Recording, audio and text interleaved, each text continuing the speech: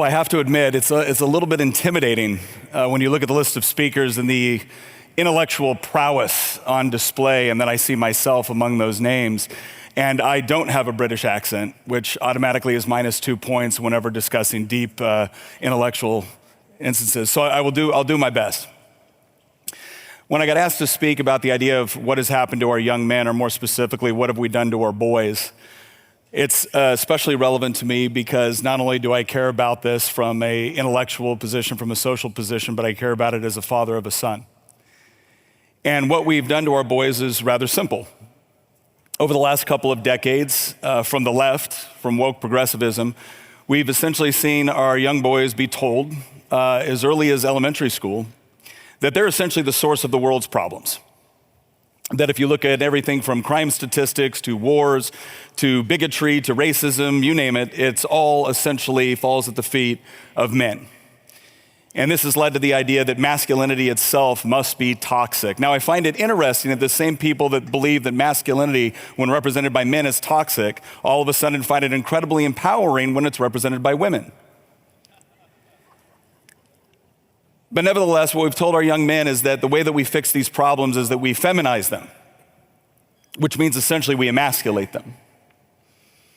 And we look at the results of that, and I don't think we should be surprised that nobody seems to be happy with what's happened. In fact, I find it somewhat amusing and a little bit tragic that you can't turn on TikTok without finding a liberal women in New York City complaining about the complete lack of masculine men. Or when she does find a masculine man, she's wondering why they're always conservative. And it might have something to do with the fact that her particular side of the aisle has decided to treat men, any man, that would act with what we might call masculine traits as being toxic or evil or somehow responsible for the world's ills. Now, if we actually wanted to have an honest conversation about the negative or positive manifestations of masculine and feminine traits, we could have done that. That would have been a worthwhile conversation. But let's be honest.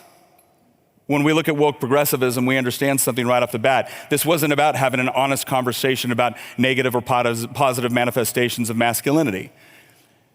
This was about undermining and demoralizing the West.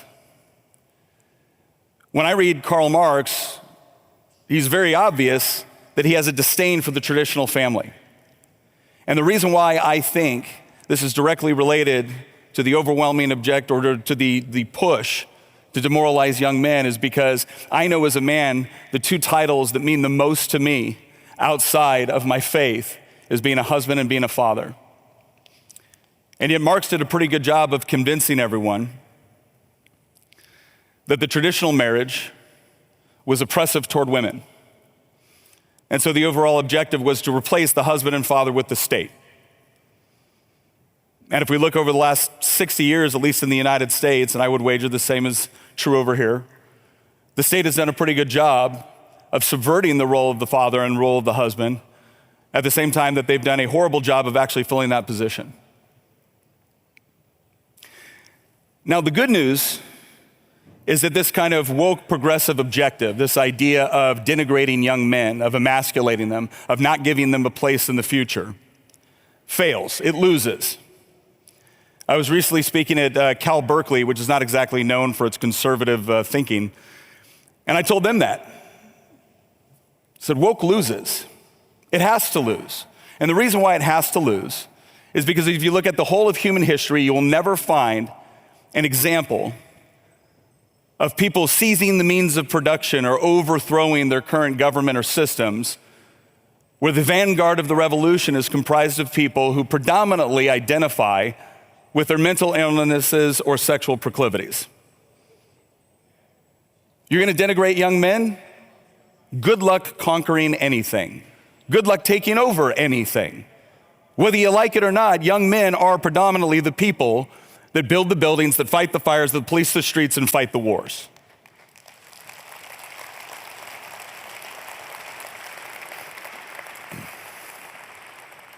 A friend of mine, Rudyard Lynch, likes to remind us, though, that woke losing doesn't mean we win. It doesn't mean civilization wins. There's an old African proverb that says that if a young man does not find his place in the village, he will burn it down to feel the warmth. And as young men are rejecting the woke progressive narrative of who they are and what they are, that doesn't mean they're adopting the positions in civilization that we would like them to. There's another enticement, and that enticement is various forms of barbarism, authoritarianism, totalitarianism.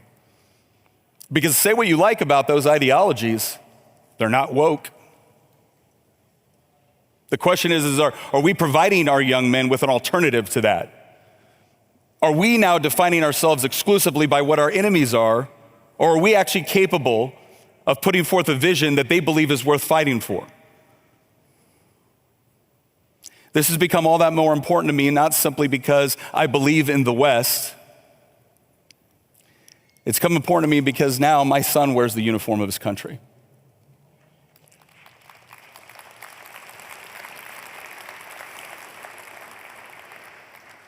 And as he was enlisting during the previous administration, I remember my wife came to me at one point and asked me, should we let him? And I said, what do you mean let him? He gets to make up his own mind. He has to follow the path that God has laid out for him. And oh, by the way, part of the reason he chose this path is because we convinced him it was worth it. That's an enormous responsibility as a father that you don't really think about until after the fact. When I told the stories of being in uniform, being in combat, the camaraderie, this sense of appreciation and gratitude growing up in the country I did, what it represented for us, what it meant for us, how it was such an incredible departure from the rest of human history, and how it was worth defending. And then one day they wake up and they realize they believe you. They want it. They want a chance to be able to build onto that legacy, to be a part of it, to be worthy of it. Ladies and gentlemen, we're not going to convince the young men of the West to fight for a civilization that they feel is complicit in their own destruction. Because right now they look at the civilization that we talk of and they think to themselves, it's either complicit in emasculating me or it was powerless to stop it. But when we give them a different vision, when we understand that we cannot divorce what has made the West special at a theological level, I don't fight for Western civilization. I fight for Christendom.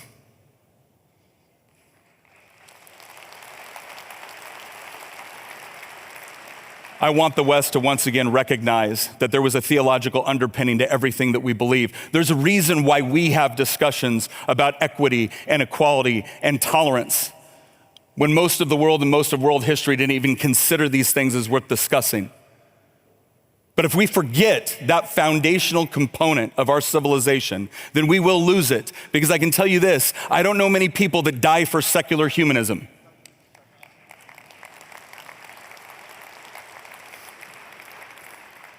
Out of the countless combat operations I went on, there was one in particular in 2008 in Iraq. And the reason why I remember it so vividly is because it was one of the few times I can remember thinking to myself, the next decision I'm about to make is going to get me killed. There was really no tactically sound way to go about doing what needed to be done at that particular moment. All I could remember is that it had to be done and I was the person in the position to do it. Other missions, other operations, there had been other men in my unit, but this time it was me.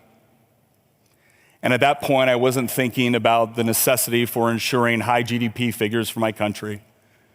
In fact, truth be told, I wasn't even thinking about the freedoms that my country has blessed me with.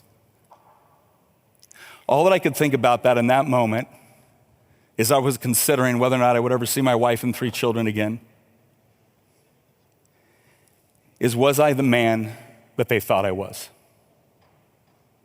Was I the husband that my wife believed me to be? Was I the father that my children looked up to? And see, in that moment, they would have afforded me a small measure of cowardice if it meant I could come back home. But a small moment of cowardice at that particular moment would have demonstrated that I was not the man they thought I was. If we truly want the boys of the West, to become the sort of men upon which civilizations are built and defended and advanced, then we have to give them something more than economic outcomes.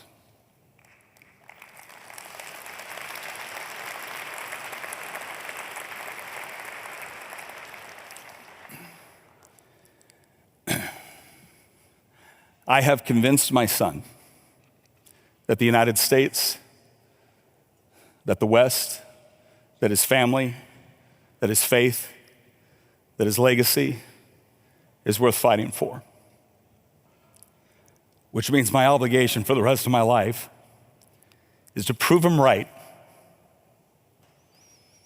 And I believe that we have a unique and special opportunity to do right now because young men are listening. They know that what they've been sold is wrong. One of the things I am so grateful for from Charlie Kirk is the fact that when he was murdered, there were so many young men that were showing up on social media saying, I'm going to church for the first time. I bought a Bible for the first time.